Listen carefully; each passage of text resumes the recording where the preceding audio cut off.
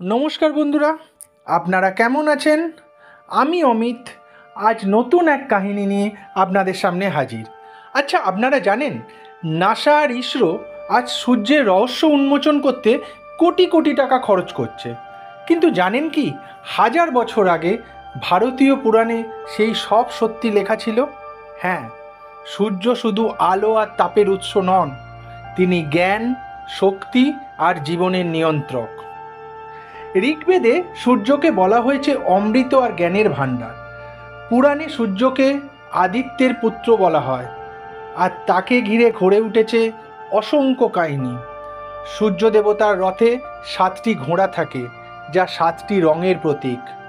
আজকের দিনে আমরা যেটাকে বলি 7 রঙের সূর্যালোক বা স্পেকট্রাম। বলা হয় সূর্যের 12টি রূপ আছে। আসলে এটি বছরের 12 মাস এবং সৌরচক্রের প্রতীক। প্রতিটি রূপ জীবনের আলাদা আলাদা দিককে নিয়ন্ত্রণ করে। ঋষিরা বিশ্বাস করতেন এই 12 রূপ ছাড়া পৃথিবীর সময়ের কোনো অস্তিত্বই থাকতো না। আজ বিজ্ঞান বলছে সূর্যের ভেতরে চলছে এক অন্তহীন অগ্নিগোলক, যেখানে প্রতি সেকেন্ডে কোটি কোটি হাইড্রোজেন পরমাণু ভেঙে যাচ্ছে, তৈরি হচ্ছে অশেষ শক্তি। সূর্যের সোলার ফ্লেয়ার বা অগ্নুৎপাত পৃথিবীর যোগাযোগ ব্যবস্থা, বিদ্যুৎ লাইন, এমনকি মানুষের জীবনেও প্রভাব ফেলতে পারে।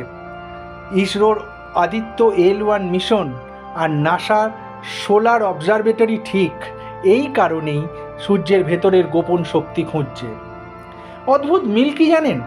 1000 বছর আগে ঋষিরা বলেছিলেন সূর্যের শক্তি পৃথিবীতে প্রাণ সৃষ্টি আর ধ্বংসের নিয়ন্ত্রক। আধুনিক বিজ্ঞানও আজ বলছে যদি সূর্যের তাপমাত্রা সামান্য বাড়ে বা কমে যায়, তাহলে পৃথিবীতে কোনো প্রাণী কিন্তু টিকে থাকতে পারবে না। তাহলে কি প্রাচীন ঋষিরা এমন এক জ্ঞান অর্জন করেছিলেন যা আজও বিজ্ঞানীরা ধীরে ধীরে আবিষ্কার করছেন? পুরাণে আরও একটা কাহিনী আছে। সূর্যের আলো আসলে দেবত্বের প্রতীক। বলা হয় সূর্যই মানুষের অন্তরের অন্ধকার দূর করেন। আজকের বৈজ্ঞানিক ভাষায় এটাকেই আমরা বলি সূর্যের আলো ছাড়া পৃথিবীতে জীবন কোনোদিন সম্ভব নয়। কিন্তু প্রশ্ন হলো, এই সব জ্ঞান কি শুধুই আধ্যাত্মিক উপলব্ধি, নাকি আসলেই বিজ্ঞানের থেকেও এগিয়ে ছিল আমাদের প্রাচীন শাস্ত্র?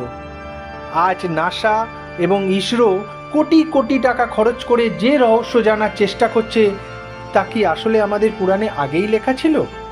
আপনার কি মনে হয়, পুরাণ কি বিজ্ঞানের থেকেও এগিয়ে ছিল? কমেন্টে আপনার মতামত জানাতে ভুলবেন না।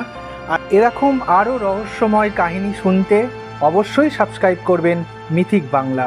নমস্কার, ভালো থাকবেন।